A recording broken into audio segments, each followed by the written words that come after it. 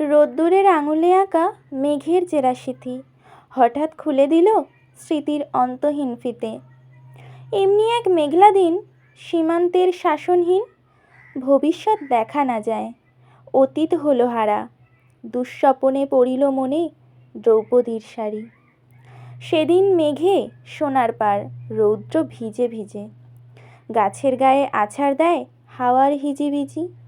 দুপুর কেন বিকেল, আর বিকেল হলো অন্ধকার। সন্ধ্যাকালে উচ্চ হাসে সূর্য পেল ছাড়া। দুঃশাসন করিল পণ দ্রৌপদীর শাড়ি। ভাঙল ঘুম আলো আগুন ধৈর্যহীন শিরায়। উল্লসিত হুল্লোড়ের আনলো কড়া নাড়া। আকাশে তারি স্বৈরাচার, কখনো নীল মেঘের ভার। আলোর বাঘ কখনো ছায়া হরিণে করে তারা। আশার দাঁত চিবিয়ে ছেড়ে দ্রৌপদীর শাড়ি। স্বর্গে আর মর্ত্য যেন বাঁধিয়া দিল সেতু। অচির পরিবর্তনের তুমুল মত্ততা।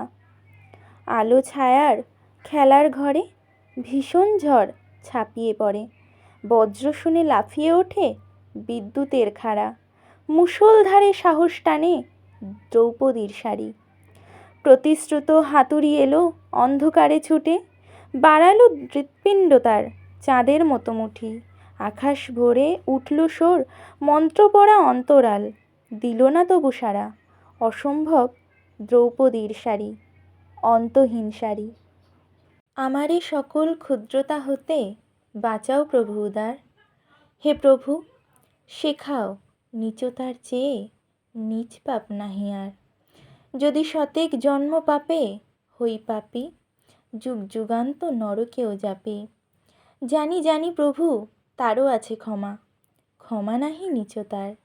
ক্ষুদ্র করো না হে প্রভু আমার হৃদয়ের পরিসর, যেন